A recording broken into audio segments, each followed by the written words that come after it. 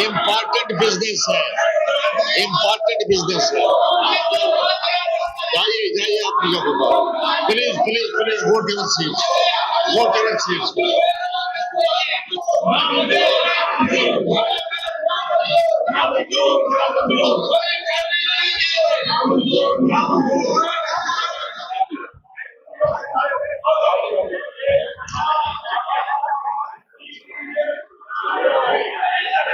Sir, आज सरकार से विधानसभा में वक्फ बोर्ड का मुद्दा उठाया गया और सरकार से अगले मोशन की डिमांड की और बीजेपी का सरकार से क्या किया?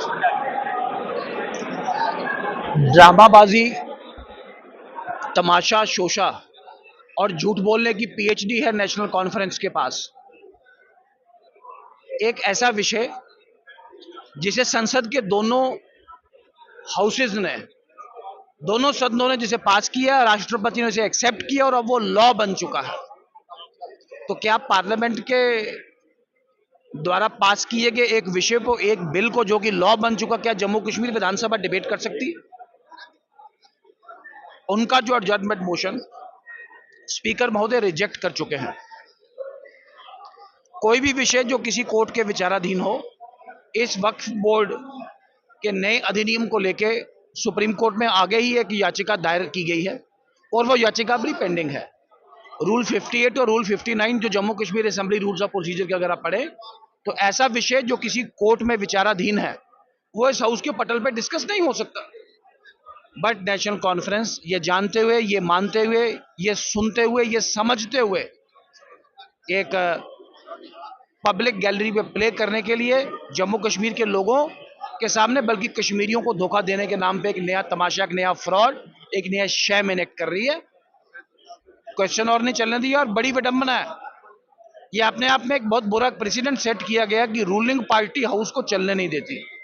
रूलिंग पार्टी एडजर्नमेंट मोशन लाती है, रूलिंग पार्टी अपने ही स्पीकर को नहीं मानती। This is an all time low in the history of Jammu and Kashmir legislative assembly. It needs to be condemned. Waqf board की जहां बात करें, माफिया का, या जिन लोगों ने वक्फ के माध्यम से अपने इंटरेस्ट ट्रेवल करने थे वो लोग एक्सपोज्ड हैं और नेशनल कॉन्फ्रेंस भी उस माफिया का पार्ट बनना चाहती है, play to the gallery reaction देना चाहती है, इससे ज्यादा कुछ नहीं।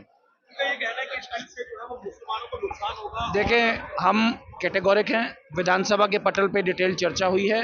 किसी भी मुसलमान भाई की किसी भी धार्मिक संपत्ति, मस्जिद, ईदगाह, दरगाह या उसके साथ जुड़ी जितनी भी संपत्ति है, 1 इंच भी संपत्ति कोई नहीं लेने वाला है। एंड सबसे पहले ये कहीं भी जैसे कहा गया कि धर्म की आज़ादी, किसी भी धर्म की आज़ादी या अभिव्यक्ति की आज़ादी को स्नैच करने का काम ये बिल बिल्कुल भी नहीं करता है। नेशनल कॉन्फ्रेंस बार बार सफ़ेद झूठ बोल के जनता को झुठलाना, जनता को एक नए सब्ज बाग दिखा रही है, इसके अलावा ये कुछ नहीं। देखिए, ये असंवैधानिक प्रक्रिया हो रही है अभी। मुझे लगता है कि स्पीकर साहब भी नेशनल कॉन्फ्रेंस के विधायकों के साथ मिले हुए हैं। एक फिक्स्ड मैच है, मीडिया गैलरी को प्ले करने की एक कोशिश हो रही है और दोबारा से इस मीडिया के माध्यम से कश्मीर में एक धार्मिक भावनाओं को उत्तेजित करने का एक प्रयास नेशनल कॉन्फ्रेंस कर रही है, जिसमें स्पीकर साहब भी इन्वॉल्व हैं। बड़ी बदकिस्मती है, इनके 3 सांसद दिल्ली में चुप हैं, उन्होंने कुछ भी नहीं बोला जहां पे बोलना चाहिए था। कोई छुट्टी मना रहा है, कोई फॉरेन जा रहा है, वहां पे इस डिबेट में कुछ बोला ही नहीं, हिस्सा ही नहीं लिया और यहाँ पे ये ढूंढ रहे हैं।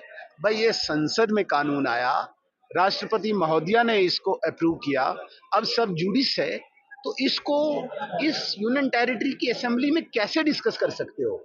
ये गैर कानूनी है, अनकॉन्स्टिट्यूशनल है और नेशनल कॉन्फ्रेंस सिर्फ मीडिया गैलरी को प्ले करके कश्मीर में धार्मिक भावनाओं को उत्तेजित करने का एक प्रयास कर रही है।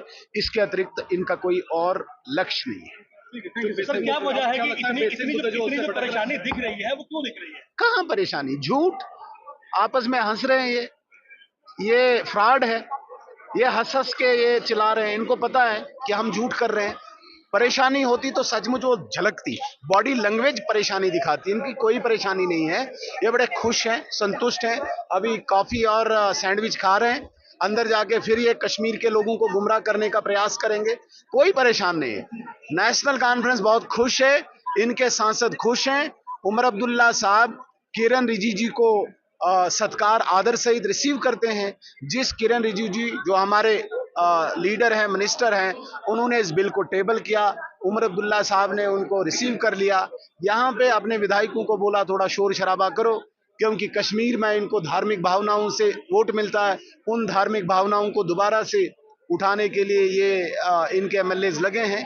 कोई इनको इस प्रकार की चिंता नहीं है वक्फ अमेंडमेंट की। नेशनल कॉन्फ्रेंस ने अपने कार्यकर्ताओं के लिए वक्फ बोर्ड बनाया था, आज भी नेशनल कॉन्फ्रेंस के तमाम दफ्तर जो हैं वक्फ बोर्ड की जमीन पे बने हुए हैं, उसकी दर्द हो सकती है, बाकी इनको अमेंडमेंट बिल की कोई दर्द नहीं।